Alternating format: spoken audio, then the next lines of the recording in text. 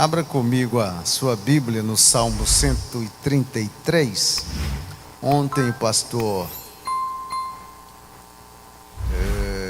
Tavares esteve na nossa reunião de obreiro abordando o aspecto deste Salmo 133 e me trouxe à lembrança alguns princípios deste Salmo que eu gostaria de compartilhar com todos nós.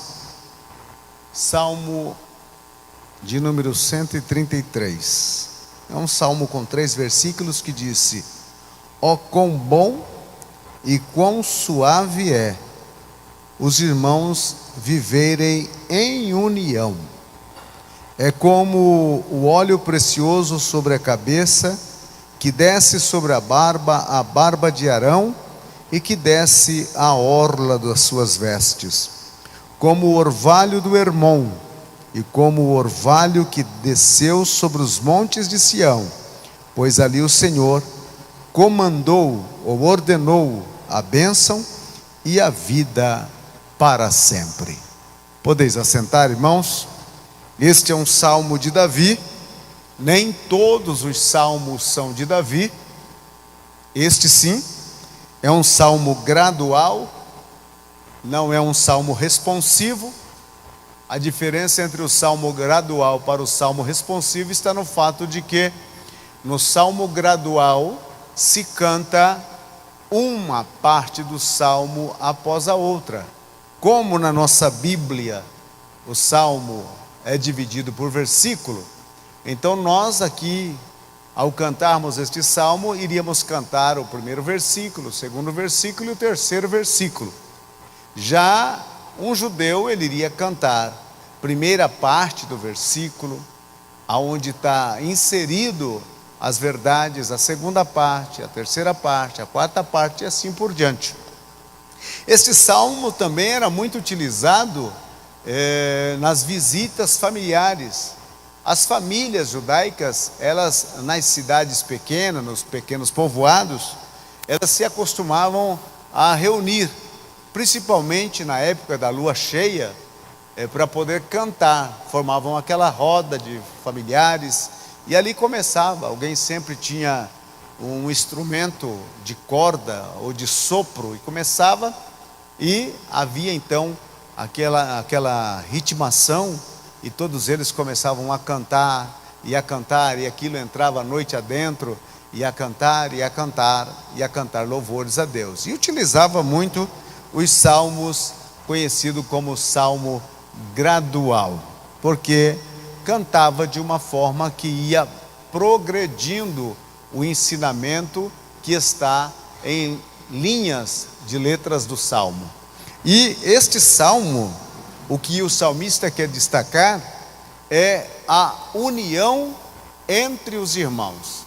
Este é o objetivo deste salmo, a união entre os irmãos. E ele simplesmente apresenta 3 bênçãos que é apresentado neste salmo. Há a bênção da união, há a bênção da unção e há a bênção da bênção. Esta é a trilogia desse salmo, para mim e para você.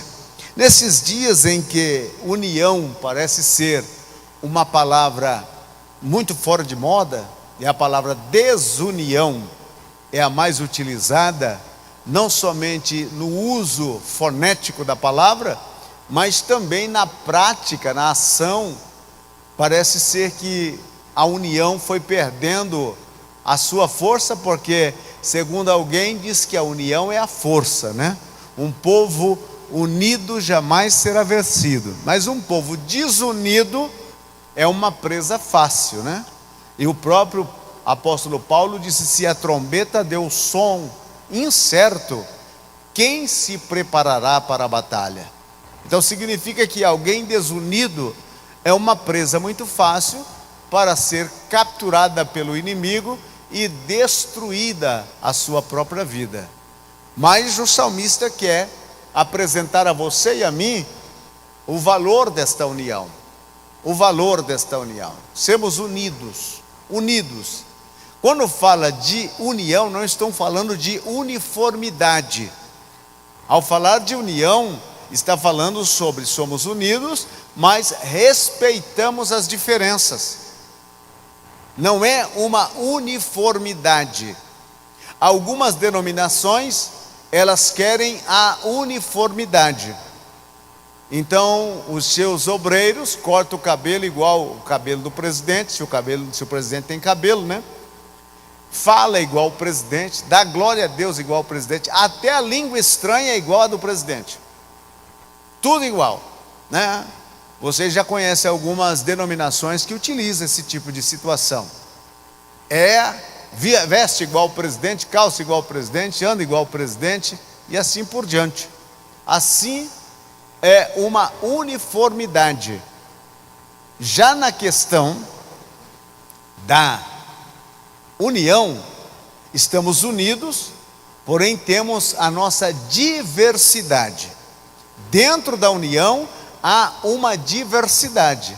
Isso fala também da Trindade, que por mais que sejam 3 personalidades em uma divindade, as 3 pessoas da Trindade, elas são unidas, mas independentes. O Pai é um, o Filho é um e o Espírito Santo é outro. Então não há a uniformidade. Eles estão em comunhão do mesmo propósito ao determinar o que é melhor. É por isso que Jesus disse: eu e o Pai somos um em propósito, não um em personalidade, um em Deus e não um em personalidade, porque é impossível agregar em uma só pessoa 2 personalidades. Ainda que Jesus tenha essas 2 personalidades, ele tem a personalidade divina, mas ele também tem a personalidade humana que herdou do nascimento virginal de Maria. Agora, irmãos, esta união, não uniformidade, porque a uniformidade iria nos obrigar a vestir iguais. Estaríamos aqui cada um com um uniforme, né? O uniforme da empresa. Você trabalha lá que empresa aqui que dá uniforme? Na Raizen. Aí todos recebem o uniforme. E aí todos estão vestidos iguais. Aí vem aquela palavra, estão uniformizados. Estão uniforme, você olha e vê igual. É igual aquelas camisetas do Congresso, todos que vestem, então uniforme, estão uniformizados. Agora a união é diferente. Estamos todos aqui, mas somos diferentes. Olha, aqui cada um está vestindo ao seu caráter, a sua maneira de ser. Somos diferentes no vestir esta noite, mas estamos unidos em um só propósito. Qual é o propósito de estarmos aqui? Adorar ao mesmo Deus, servir ao mesmo Deus, amar ao mesmo Deus. E o próprio Deus nos criou assim. Nos criou assim. Nos criou para viver unidos, respeitando as diferenças, o gosto. Por exemplo, tem pessoas aqui que gostam da cor rosa. Imagine se todos nós gostássemos só do rosa, o que seria do amarelo? Se todos gostassem do amarelo, o que seria do branco? Se todos gostassem do branco, o que seria do vermelho? Entendeu? Uns gostam do rosa, outros gostam do amarelo, outros gostam do verde, e assim por diante. Isso não significa que nós estamos em desacordo. Ao contrário, estamos respeitando o gosto que a pessoa tem. Mas na hora da adoração, então juntamos os que estão de rosa, os que estão de amarelo, os que estão de azul, os que estão de verde, e todos cantamos a um só Deus. Isso é união. Isso é união. Você não precisa estar vestindo como eu para poder estar adorando a Deus. Você pode estar vestido como está para adorar a Deus. Então ele quer destacar a união. E ele apresenta 2 qualidades na união. 2 qualidades. Primeira qualidade, ele disse bom. Bom. Ó, quão bom. Essa é a primeira qualidade. Ele disse: a união é algo bom. É algo bom. Quando Deus cria o mundo, o assento de verificação de qualidade, né? Ou ISO 9000 de Deus era: e viu Deus que isto era bom. Fez outra coisa e viu isso que Deus era, e viu isto Deus que era bom. Fez o homem e disse: joia, ficou bom. Fez a mulher e disse: opa, ficou bom.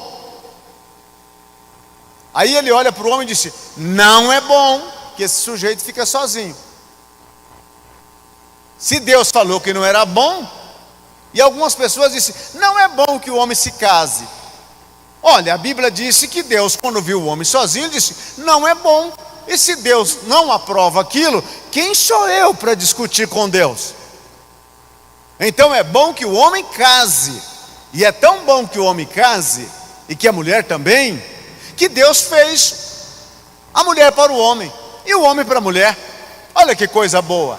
Que é uma coisa mais espetacular do que a junção do amor de um casal? Isso sempre dá fruto. Frutos e frutos e frutos. E é tanto fruto que nós já estamos chegando a 8 bi neste planeta. Então Deus viu que era bom isso. Não era bom o homem estar sozinho. Mas quando Deus fez a mulher, aí Deus disse: olha como é bom o homem casar. Ó como é bom o homem ter filhos. Ó como é bom o homem edificar uma família. Ó como é bom. Aí vem Satanás e disse: não é bom, vamos acabar com isso, vamos destruir isso. Mas Satanás é outra coisa, porque a cabeça dele anda meio atrapalhada. Mas para Deus é bom. A Bíblia disse: provai e vede que o Senhor é bom. Para que você saiba que uma coisa é boa, Deus sabe sem provar. Agora você não tem condições de saber sem provar. Como é que você pode saber que uma igreja unida é algo bom se você não faz parte dela? É os desigrejados que por aí pelo mundo afora está. Eles não sabem o que é uma igreja unida. Eles não sabem o que é isso. Por isso eles hoje se levantam contra a igreja. E ainda diz assim: eu não preciso da igreja para servir a Deus. Mas todos aqueles que recebem Jesus como Salvador é inserido na igreja. Porque o propósito de Deus é inserir os membros no corpo de Cristo. Corta o dedo e fica um tempo sem poder encontrar uma solução médica para esse dedo, né? Vamos supor você decepou o dedo e lá caiu a ponta do teu dedo para um lado, e você fica um tempo sem recolher aquela ponta de dedo para poder ser feito uma cirurgia. O que acontece com aquela ponta lá? O que acontece com o membro que foi cortado? Ele apodrece. Então desigrejados estão apodrecidos, estão fora do corpo. Eles precisam estar no corpo para experimentar o que é bom, o que é agradável. O meu dedinho, ele só tem vida porque ele está no corpo. O outro dedo só tem vida porque ele está no corpo. O meu pé só tem vida porque está no corpo. A perna só tem vida porque está no corpo. Desliga do corpo e você vai ver que acabou a vida. Agora, o salmista disse: é bom a unidade, é bom estarmos unidos. Agora eu só posso saber se é bom se eu experimentar. É por isso que a Bíblia diz: provai e vede que o Senhor é bom. Se você quer saber se Deus é bom, você precisa experimentar Ele, você precisa provar dEle. Provar dEle. O Senhor é bom. O Senhor é bom. E conhece aquele que nele se refugia. Ele é fortaleza no dia da angústia. Ele é bom. Então o salmista está dizendo que a unidade dos crentes em qualidade é algo bom. E quando ele usa essa palavra bom, ele está se referindo nos mesmos términos de qualidade que Deus referiu-se no Gênesis, capítulo 1 e capítulo 2, quando faz assertivamente a avaliação da criação e disse: e viu Deus que isto era bom. Quando Deus olha para a igreja unida, Ele está dizendo: é muito bom manter o meu povo unido. Como já disse alguém, uma andorinha não faz verão, né? Mas imagine um bando de andorinhas. A outra qualidade da unidade que ele vem trazer para mim e para você é que a unidade é agradável. O que é uma coisa agradável?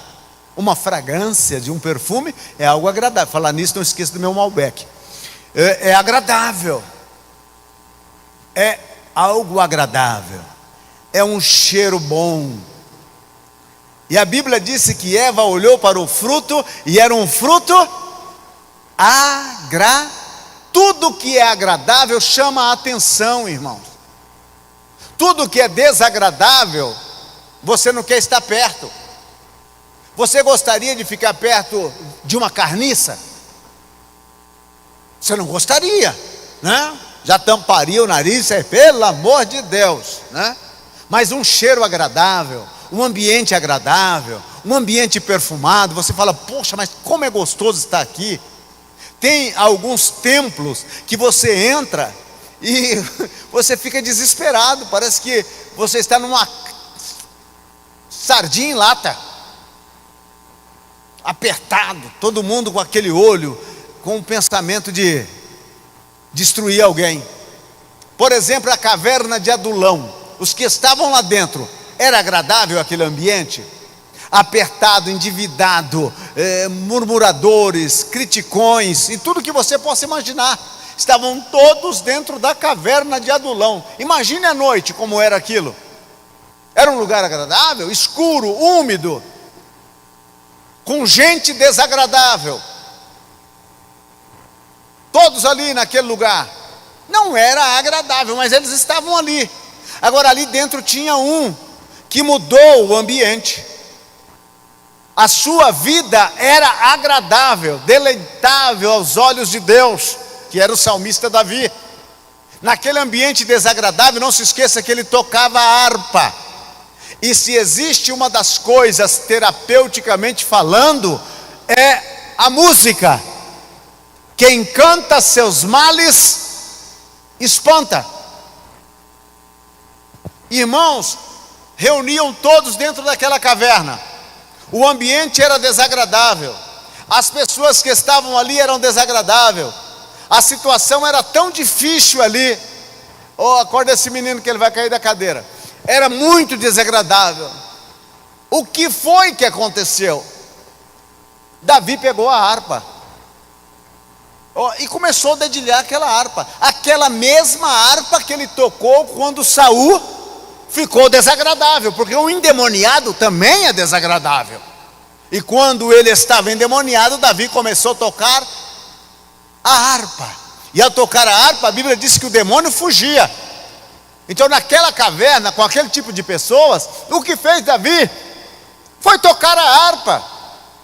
Todos eram desagradáveis, mas Davi sabia fazer com que o ambiente ainda desagradável tornasse um ambiente agradável.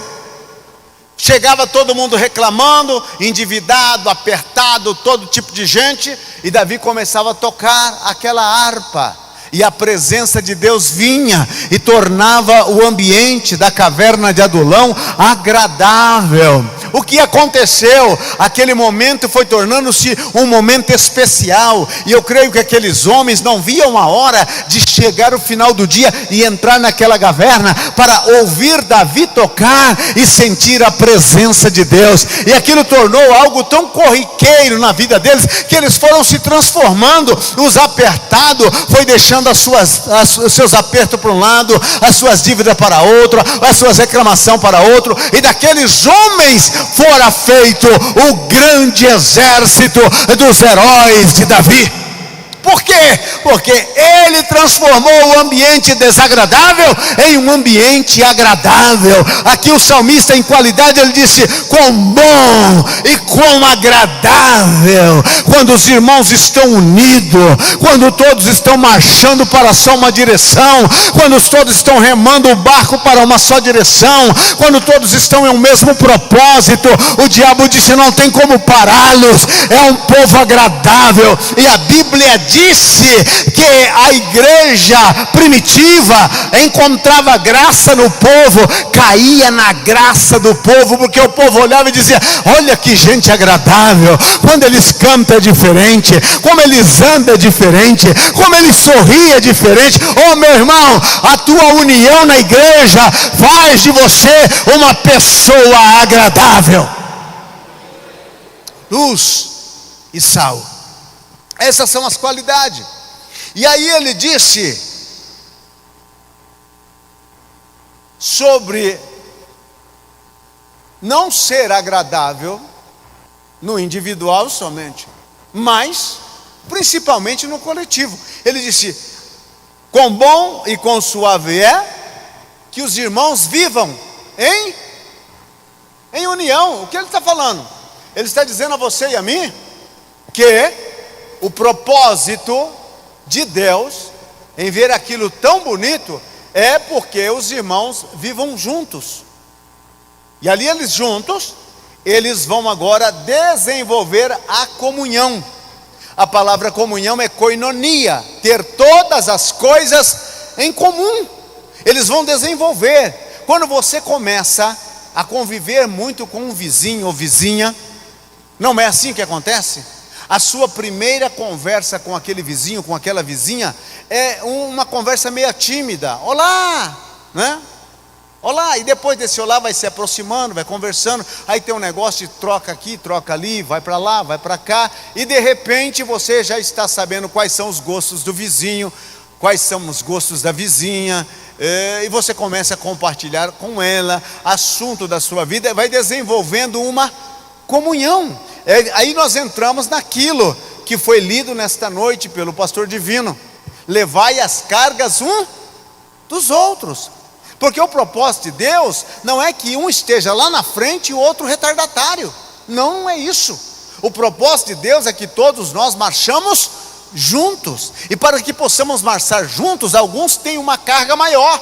E como é que eu vou saber que o irmão está com uma carga maior? Através da comunhão, através de habitar, de conversar, de dialogar. Qual é o grande problema hoje? Alguma parcela, né, de alguns irmãos, eles não vieram essa noite, eles vêm outro dia, mas eles gostam de saber do problema dos outros, não é para ajudar a levar a carga um dos outros, não, eles gostam de saber do problema dos outros, para colocar na rede social. E tem alguns até que senta perto de alguém que está orando e fica ouvindo a oração. Se você está orando: ô Senhor, me ajuda, estou apertado, estou devendo no cartão. Ah, ele está devendo no cartão. No outro dia, ele não falou mais para ninguém, só para a torcida do Corinthians. Todo mundo na cidade está sabendo que você está devendo no cartão. Ele quer ajudar você a levar a carga? Não, ele quer aumentar a sua carga. Só que a Bíblia recomenda: levai a carga um dos outros. Quando o irmão falou com você que está com um problema, ajuda ele. Ajuda ele. Se você não pode ajudar, já não atrapalhando, faz um grande favor. Grande problema é que nós não podemos ajudar, mas ainda colocamos o pé para ele tropeçar e cair. E não é esse tipo de vida, de união agradável, e que Deus quer que desenvolva a comunhão. Não é esse tipo de vida. Qual é o tipo de vida? Por que a igreja primitiva caía na graça dos demais? Simplesmente porque eles viam. Se você ler o final do capítulo 4, você vai ver, se eu não estou equivocado, e não havia nenhum necessitado. Porque quem tinha propriedade, vendia a propriedade, trazia o dinheiro, colocava aos pés dos pastores, e os pastores compravam comida para dar assistência àqueles que estavam necessitados. E aí todos ficavam olhando: mas esse povo é diferente. Que povo é esse? Que povo é esse? É o povo de Deus. Então ele fala sobre habitar juntos, estar juntos, como uma família, remando para um só lado, tendo o mesmo propósito, o mesmo objetivo, vivendo e experimentando a vida cristã. Irmãos, Deus abençoa no individual, mas a bênção dele é maior no coletivo. Aí nós vamos para o versículo de número 2, E ele faz uma comparação desta união. E ele fala essa comparação em dois sentidos. Primeiro, o sentido da unção consagratória. Ele disse: é como o óleo precioso que desce sobre a barba de Arão, e que desce para a gola do seu vestido.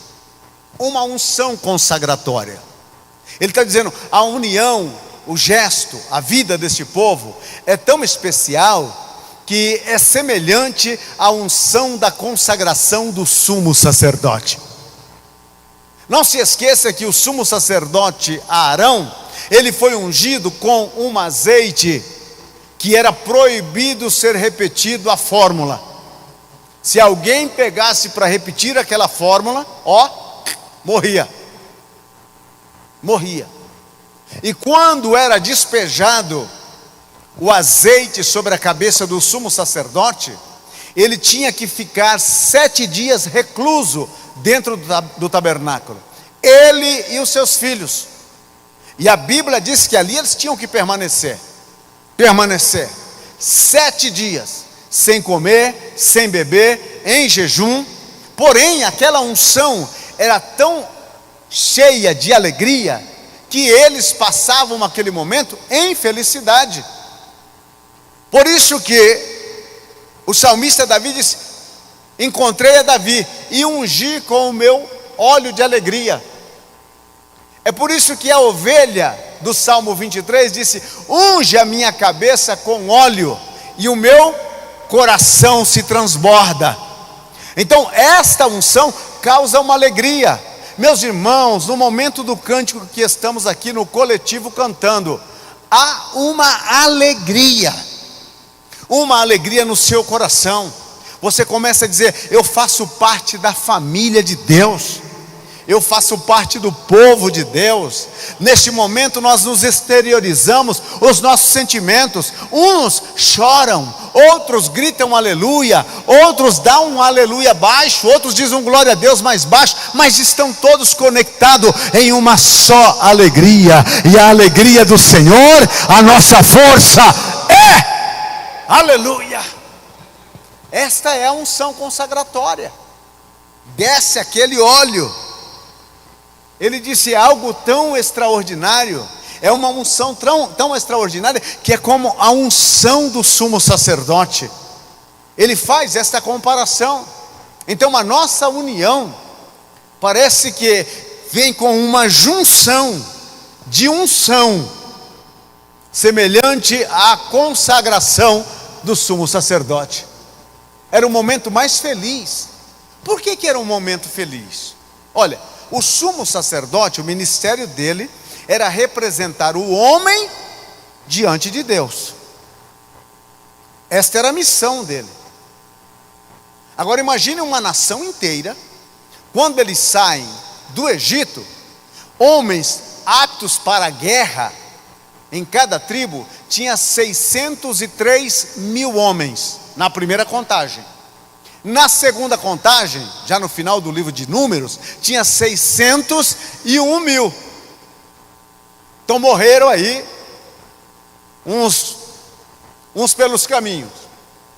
Agora imagine só homens preparados para a guerra, sem contar mulheres, sem contar crianças, sem contar os anciãos, sem contar esse pessoal. Pois bem, imagine, eles eram em torno de 3 milhões a 4 milhões de judeus, de hebreus, andando pelo deserto em direção à terra prometida. Eles tinham um Deus, tinha um líder profeta chamado Moisés, mas faltava alguém que os representava diante de Deus. Eles tinham Moisés, que representava Deus diante deles. Moisés, se você ler o texto bíblico, você vai ver que Moisés está preocupado em dizer ao povo aquilo que Deus quer que o povo faça. Tanto é que no capítulo 19, eles dizem: Moisés, vamos fazer o seguinte, fala você com Deus, mas Deus não fale conosco. Eles perderam a oportunidade, porque o propósito de Deus era falar individualmente com cada um. Então Moisés ia, recebia aquilo que Deus tinha para o povo, trazia e mandava para o povo. Era isso. Eles não tinham um sacerdote. Eles não tinham alguém que pegava aquilo que o povo sentia e levasse para diante de Deus. Então aí Deus formula o ministério sacerdotal em Arão. Agora imagine o dia da consagração de Arão. Não está na Bíblia, irmãos, porque a Bíblia não está com seus pormenores. Mas no dia em que Moisés vem e anuncia, Deus escolheu Arão para ser o sumo sacerdote. Todos eles ficaram assim, porque eles estão vindo do Egito. E lá no Egito, eles sabiam qual era a função de um sacerdote. A função de um sacerdote era trazer a oferenda do povo para os deuses do Egito. Eles conheciam. Bom, então nós vamos ter um sacerdote que vai levar as nossas demandas diante de Deus. Você pode imaginar a alegria que foi causante no coração daquele povo? A felicidade. Vamos ter alguém, podemos chegar lá no sacerdote e dizer: sacerdote, eu estou com este problema, dá para você, através do sacrifício, me representar diante de Deus? Era uma felicidade. Uma felicidade. Por isso que Davi disse: é como óleo precioso nessa consagração. Depois Davi usa outro exemplo para falar sobre esta união abençoadora. Ele disse: é como o orvalho do Hermon. O Monte Hermon, ele passa todo ano em neve. Ao pé do monte é fogo de calor. É mais ou menos uma Araçatuba no pé do monte, como nos dias de ontem, dia de hoje. Mas no alto do monte é neve. É neve.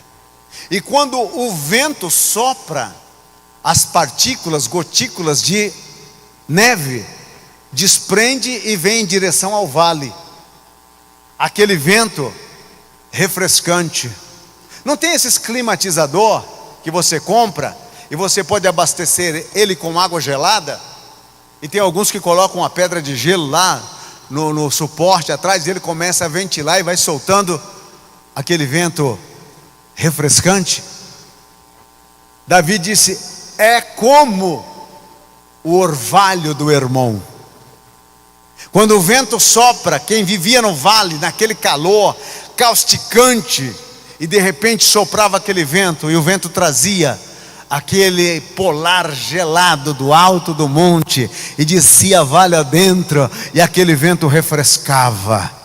Aquele vento refrescava. O que ele está dizendo? Ele está dizendo que a união do povo de Deus, enquanto o povo está na luta, na batalha lá fora, você sente o calor da luta, da prova, da dificuldade, você está suado de tanto lutar, mas quando você reúne junto com o povo de Deus, desce aquela brisa suave desde o monte de Deus e refresca a sua alma. Quantas vezes você chegou em um culto de adoração, cansado de lutar, cansado de sofrer, foi um dia difícil, nada deu certo, a porta fechou, a tua esperança foi frustrada, aquilo que você anelava você não alcançou, e você foi despedido do seu trabalho, cortaram o seu salário, cortaram a sua luz, cortaram a sua água, porque você não tinha com o que pagar, e você entrou num culto, estava cheio de problemas, a cabeça cheia de problemas, tantas dificuldades que envolvia a sua vida, mas quando você cruzou da porta para dentro, a brisa que você recebeu não foi a do ar-condicionado, não foi a do climatizador, foi aquela brisa que desce do monte de Deus, o Espírito Santo soprando sobre a tua vida. Você chegou até com vontade de desistir, mas quando você saiu, você disse: vou tentar de novo, vou fazer de novo, porque a brisa do irmão soprou sobre a minha vida.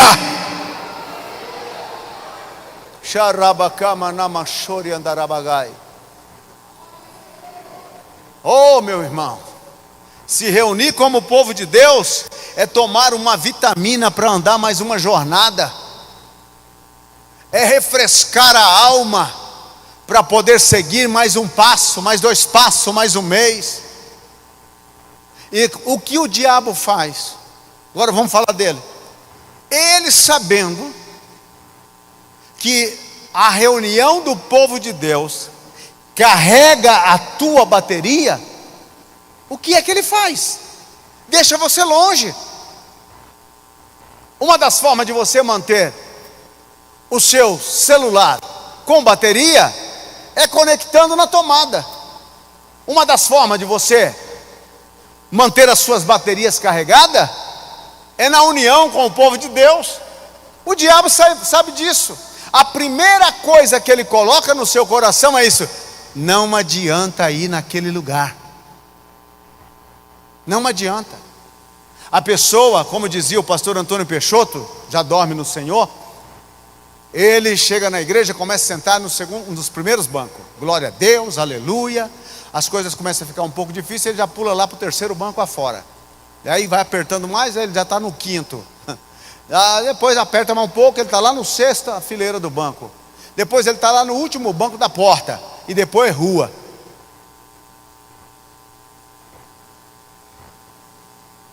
O diabo sabe disso, irmão. Não. E quanto mais você necessita de Deus, mais Ele colocará alternativa para você não se aproximar. Ele disse: para que você vai lá? Você já foi a semana passada, mas a sua bateria está o quê? Só um pauzinho, né? Só aquele pauzinho. Você diz: poxa, vai apagar. Mas quando você vem com a sua vida quase apagando, reúne com o povo de Deus, você toma um choque aqui de crente. Meu irmão, você sai daqui de novo pilhado, bateria carregada 100%. Aí você sai já procurando, aonde é que está aquele demônio que queria acabar com a minha vida? Já quer pegar ele pelo pescoço. Por quê? Porque neste lugar sopra o vento, trazendo o ar fresco do monte de Deus. Do monte de Deus. Ele disse: como o orvalho do Hermão e como o orvalho que desce sobre o monte de Sião. Hermão e Sião, dois montes. Aonde foi que Moisés teve a visão? No Sinai. Aonde foi que Davi preparou para fazer o templo de Deus? No monte Sião. Lá na eira de Araruna. Quando ele foi oferecer o sacrifício para que aquele anjo que estava matando com praga embanhasse a sua espada e parasse a morte. E ali Deus atendeu o seu sacrifício. E sabe o que aconteceu? Davi disse: um dia, aqui neste monte, aqui nessa montanha, vai ser levantado a casa de Deus. E ele disse: é como o monte Hermão e como o orvalho que desce sobre os montes de Sião. Desce orvalhos para aqueles montes, refresca a terra, faz reproduzir. É o que Deus faz com você e comigo neste salmo. E ele disse mais. Agora, depois da unção, ele vem falar da bênção. Ele disse: aleluia. Porque ali o Senhor ordena a bênção. Ele disse para você e para mim: olha, quando estamos unidos, o que vai acontecer? Uma ordem decretada por Deus é assinada e determinada. Vai lá e os abençoa. Vai lá e os abençoa. Ele ordena, ele não está pedindo. Não. Você sabe que uma ordem de Deus é uma ordem de Deus. Deus disse para aquele anjo da morte: desce no Egito à meia-noite, mata todos os primogênitos. E ai daquele anjo se poupasse um sequer. Ele tinha que cumprir a palavra à risca. Uma ordem de Deus é uma ordem de Deus.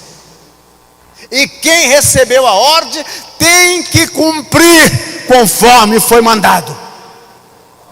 Reunimos como povo de Deus, unimos como povo de Deus, ungidos como povo de Deus. E Deus disse: agora vai e abençoa. Vai e abençoa. Ele ordena: vai lá, abençoa. E o anjo disse: abençoar como? No coletivo ou no particular? Ele disse: de toda sorte de bênção. Com toda sorte de bênção. E quando Deus abençoa, Ele não economiza. Para Deus não existe meia bênção. Para Deus não existe 10% de bênção. Para Deus não existe 30% de bênção. Para Deus sempre é 100% de bênção. A tua bênção é completa. Levanta a tua mão e adore, porque a tua bênção é 100%. Eu sou meio abençoado. Um meio abençoado é um desabençoado completo. O copo sempre está meio cheio, ou melhor, meio vazio, né?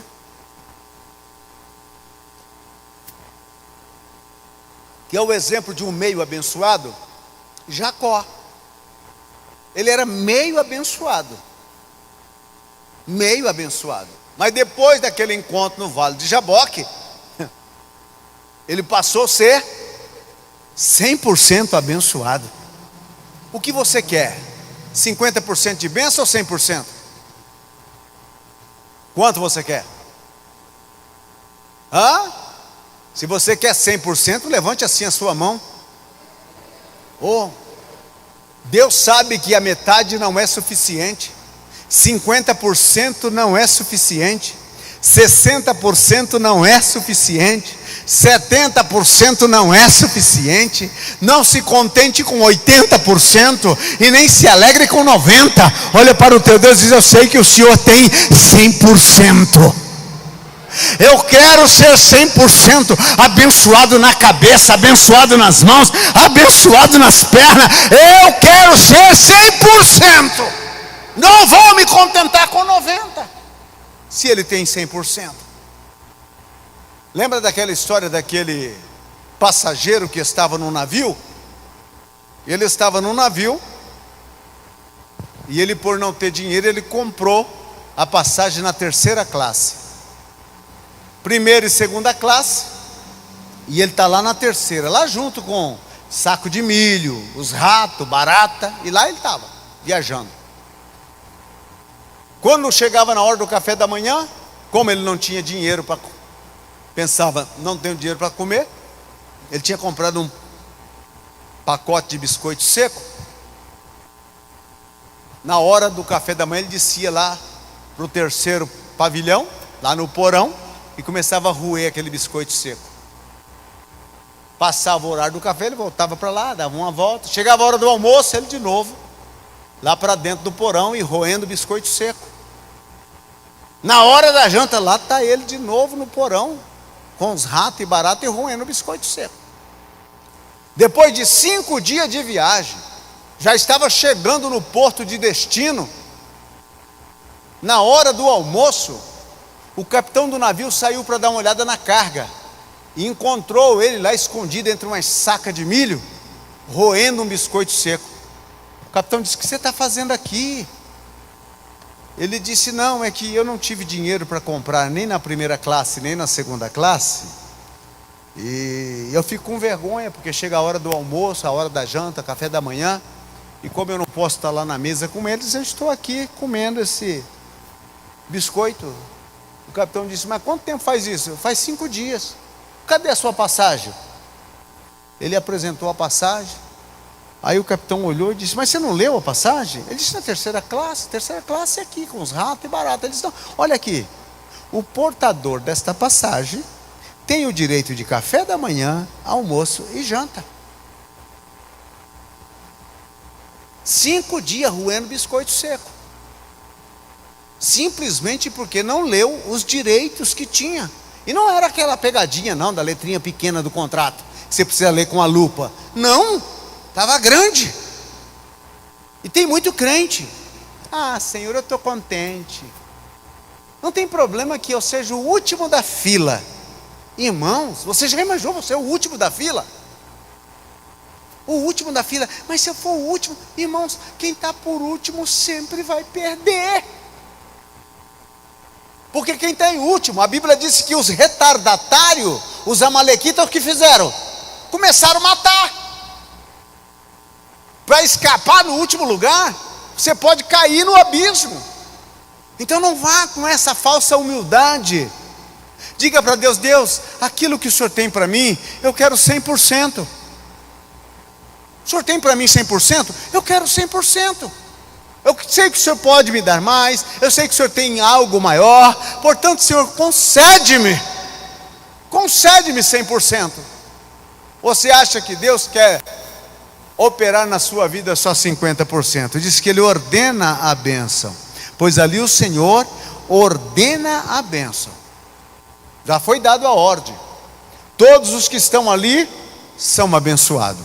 E aí Ele disse: e a vida, mas não é uma vidinha de 50 anos, 60 anos, não é uma vidinha aí que você já está, dói o joelho, dói a perna, artrites, artrose, e tanto ites que você já está desesperado, né?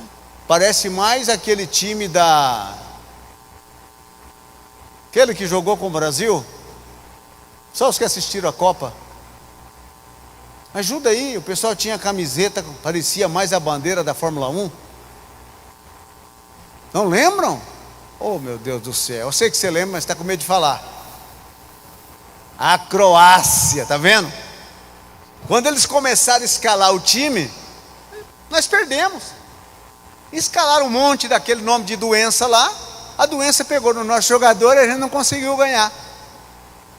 Então você muitas vezes ouve tanto nome de doença que você pensa: é a seleção da Croácia que está chegando aqui sobre mim para trazer todo esse tipo de coisa. Não é, esta vida que Deus tem para você e para mim é uma vida para sempre. Aqui é apenas uma etapa. Vai chegar um dia que essa etapa vai terminar e nós vamos entrar na segunda etapa, e a segunda etapa é melhor, é maior, é duradoura e é para sempre. Aleluia. Este é o Salmo 133. Mas para que tudo isso aconteça, vivamos em união como povo de Deus.